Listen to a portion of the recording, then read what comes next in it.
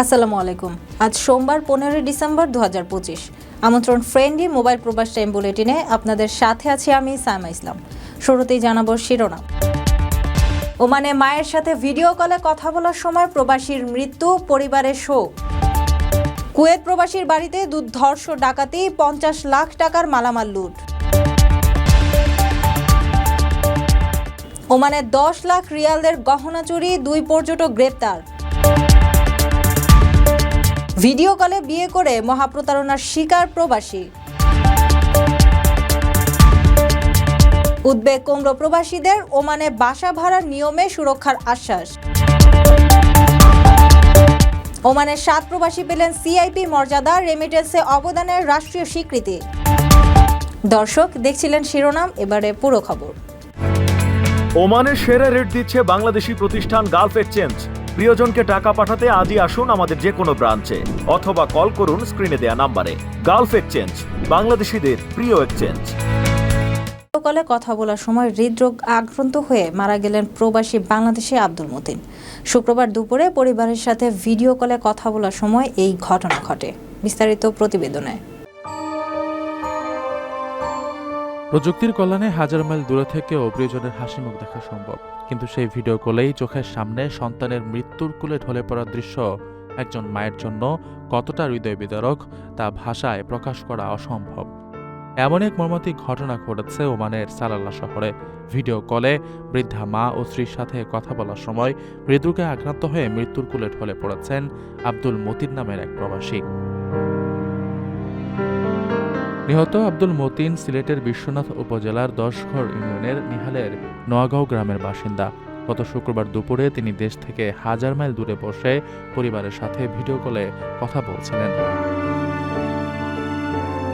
হঠাৎ তীব্র বুকে ব্যথা অনুভব করেন তিনি। যন্ত্রণায় কথা বন্ধ হয়ে গেলে বারবার ইশারায় নিজের কষ্টের কথা বোঝাতে চেয়েছিলেন, কিন্তু স্ক্রিনের এপারে থাকা অসহায় মা ও স্ত্রীর কিছুই করার ছিল না। চোখের সামনেই যন্ত্রণায় ছটফট করে নিথর হয়ে যান তিনি। মতিন ওমানের সাদি এলাকায় দীর্ঘদিন ধরে কাজ করতেন এবং 2 সন্তানের জনক ছিলেন। এই মর্মান্তিক ঘটনায় পরিবার ও এলাকায় গভীর শোকের ছায়া নেমে এসেছে। প্রবাসীদের জন্য নির্মাণ হচ্ছে দেশের প্রথম স্মার্ট সিটি, যেখানে থাকছে স্কুল, মসজিদ, হাসপাতাল, সুইমিং পুল, হেলিপ্যাড, জিম, পাঠাগার, সুপারমার্কেট, শিশু পার্ক সহ সকল নাগরিক সুবিধা। মালিকানা শেয়ার মাত্র 5 লাখ টাকা। প্লাটিনাম ইনভেস্টরদের জন্য ঢাকা বিমানবন্দরে ভিআইপি প্রোটোকল সুবিধা। বিস্তারিত জানতে যোগাযোগ করুন স্ক্রিনে দেয়া হোয়াটসঅ্যাপ বা ইমো নাম্বারে। প্রবাসীর কষ্টার্জিত সব সম্পদ নিমিষেই শেষ। কুয়েত প্রবাসী আলামিনের বাড়িতে হানা দিয়ে 26 ভরি স্বর্ণ ও নগদ টাকা লুট করে নিল ডাকাতরা। অস্ত্রের মুখে জিম্মি করা হয় তার বয়স্ক বাবা সহ পরিবারের সদস্যদের।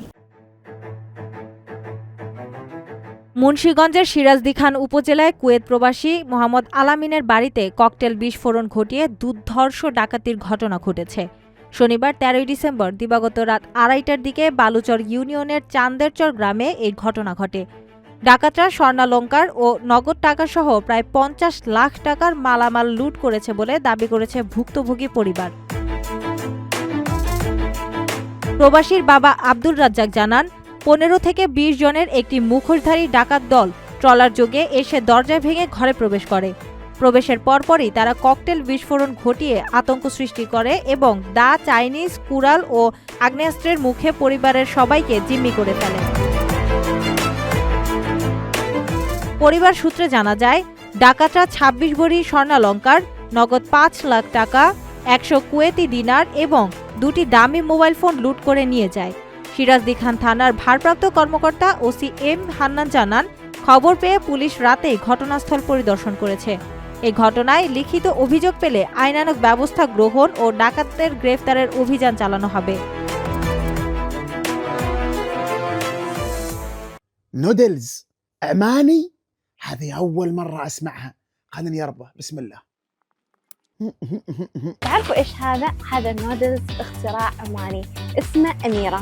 طبعا يجي في الكرتونة 40 حبة، وتخيلوا السعر 3 ريال ونص بس. পর্যটকের মুখোশের আড়ালে ভয়ঙ্কর চোর। ওমানে ঘুরতে এসে 10 লাখ রিয়ালের গহনা চুরির ঘটনা ঘটেছে। বিশেষ যান্ত্রিক উপায়ে দেয়াল ভেঙে তারা প্রবেশ করেছিল দোকানে। এমন অভিনব চুরির ঘটনায় হতবাক স্থানীয়রা। ওমানের মাসকাটে একটি গহনার দোকান থেকে প্রায় 10 লাখ ওমানি রিয়াল মূল্যের গহনা চুরির ঘটনা ঘটেছে। পুলিশ সূত্রে জানা যায়, চুরির পরিকল্পনার অংশ হিসেবে অভিযুক্তরা আল গুবরা এলাকায় ওই গহনার দোকানের নিকটবর্তী একটি হোটেলে অবস্থান নেয়। সেখানে থেকে তারা দোকানটি ও এর আশেপাশের নিরাপত্তা ব্যবস্থা পর্যবেক্ষণ করে। পরে ভোর 4টার দিকে যান্ত্রিক ভাঙার যন্ত্র ব্যবহার করে দোকানের পেছনের দেয়াল ভেঙে ভেতরে প্রবেশ করে এবং সিন্দুক ভেঙে বিপুল পরিমাণ গয়না ও নগদ অর্থ লুট করে। চুরির পর তারা ভ্রমণের নাম করে একটি নৌকা ভাড়া করে আল সিফা সৈকতে যায় এবং চুরির গহনাগুলো সেখানে লুকিয়ে রাখে। গোপন সংবাদের ভিত্তিতে অভিযান চালিয়ে পুলিশ ওই সৈকত থেকে চুরি হওয়া গহনা উদ্ধার করে। এই ঘটনায় 2 ইউরোপীয় পর্যটককে গ্রেফতার করেছে মাস্কাট পুলিশ। আপনার স্বপ্নগুলো আকাশ ছুবে প্রবাসীর হেলিকপ্টারের মাধ্যমে। বিয়ে, জন্মদিন অথবা যে কোনো বিশেষ প্রয়োজনে হেলিকপ্টার ভাড়া করতে যোগাযোগ করুন স্ক্রিনে দেয়া নাম্বারে। প্রবাসীর হেলিকপ্টার, নিরাপদ ও সাশ্রয়ী বাহনের বিশ্বস্ত নাম। সিনেমার গল্পকেও হার মানাবে এই বাস্তবতা। ভিডিও কলে বিয়ে, এরপর 30 লাখ টাকা খরচ করে স্ত্রীকে ইউরোপে নেওয়া। কিন্তু ফ্রান্সে পা রেখেই স্বামী জানলেন তার স্ত্রী আগে থেকেই বিবাহিত। বিস্তারিত প্রতিবেদনে। মৌলভীবাজারের বড়লেখার ফ্রান্স প্রবাসী নাসিম উদ্দিন প্রায় 30 লাখ টাকা খরচ করে স্ত্রীকে ফ্রান্সে নিয়ে যাওয়ার পর জানতে পারেন তার স্ত্রী আসলে অন্য আরেক প্রবাসীর বিবাহিত স্ত্রী। এই ঘটনার জেরে স্ত্রী দায়ের করা মিথ্যা মামলায় 6 মাস জেলও খাটতে হয়েছে তাকে। জানা যায় 3 বছর আগে ভিডিও কনফারেন্সে তানজিলা আক্তার সামিয়াকে বিয়ে করেন নাজিম। এরপর স্ত্রীকে যুক্তরাষ্ট্র হয়ে ফ্রান্সে নেওয়ার প্রলোভন দেখিয়ে শাশুড়ি, শ্যালক ও খালা শাশুড়ি মিলে নাজিমের কাছ থেকে প্রায় 30 লাখ টাকা হাতিয়ে নেন। ফ্রান্সে নিয়ে সংসার শুরুর কিছুদিন পরই নাজিম জানতে পারেন সামিরা গোপনে তারেক আহমেদ নামে এক প্রবাসীর সঙ্গে আগেই বিবাহ বন্ধনে আবদ্ধ ছিলেন। বিষয়টি জানাজানি হলে সামিয়া উল্টো নাজিমের বিরুদ্ধে মিথ্যা মামলা দিয়ে তাকে জেল খাটান এবং পালিয়ে যান। এই মহাপ্রতারণার বিচার ও টাকা ফেরতের দাবিতে নাজিমের মা রানিয়া বেগম, পুত্রবধূ ও তার পরিবারের সদস্যদের বিরুদ্ধে বড়লেখা সিনিয়র জুডিশিয়াল ম্যাজিস্ট্রেট আদালতে মামলা করেছেন। আদালত পিবিআইকে ঘটনা তদন্তের নির্দেশ দিয়েছেন। আকর্ষণীয় রেট ও দারুণ সব ডাটা বান্ডেল পেতে আজই ব্যবহার করুন ফ্রেন্ডলি সিম। ওমানে বাসা ও বাণিজ্যিক প্রতিষ্ঠানের ভাড়া সংক্রান্ত বিরোধ নিষ্পত্তিতে নতুন নিয়ম কার্যকর করেছে ওমান সরকার। প্রবাসীদের ভোগান্তি কমাতে চালু হলো ইলেকট্রনিক বিচার ব্যবস্থা। নতুন এই নিয়মে স্বস্তির নিঃশ্বাস প্রবাসীদের। ওমানে বাসা ও বাণিজ্যিক প্রতিষ্ঠানে ভাড়া সংক্রান্ত বিরোধ মেটাতে নতুন নিয়ম চালু করেছে দেশটির স্বরাষ্ট্র মন্ত্রণালয়। সোমবার 15 ডিসেম্বর থেকে কার্যকর হওয়া এই নিয়মে ইলেকট্রনিক বিচার ব্যবস্থা বা ডিজিটাল পদ্ধতির প্রবর্তন করা হয়েছে, যা দেশটিতে বসবাসরত প্রবাসীদের জন্য বড় স্বস্তি নিয়ে এসেছে। ডিজিটাল ডিসিশনস 115/2025 অনুযায়ী এখন থেকে বাড়িওয়ালা ও ভাড়াটের মধ্যকার যে কোনো আইনি বিরোধ অনলাইনে নিষ্পত্তি করা যাবে। বিরোধ নিষ্পত্তির জন্য ভুক্তভোগীদের আর আদালতে বা সরাসরি দফতরে দৌড়াতে হবে না। নতুন নিয়মে রেন্টাল ডিসপিউট অ্যাডজুডিকেশন কমিটির কাছে অনলাইনে আবেদন, ফি জমা এবং প্রয়োজনীয় কাগজপত্র আপলোড করলে চলবে। মামলা শুনানি তারিখ ও নোটিশ উভয় পক্ষকে মোবাইলে বা ইমেইলে জানিয়ে দেওয়া হবে। কর্তৃপক্ষ জানিয়েছে, ডিজিটাল মাধ্যমে জমা দেওয়া এসব নথি ও রায় আইনিভাবে সম্পূর্ণ কার্যকর বলে গণ্য হবে। তবে বিচারক প্রয়োজন মনে করলে সশরীরে উপস্থিত হওয়ার নির্দেশ দিতে পারেন।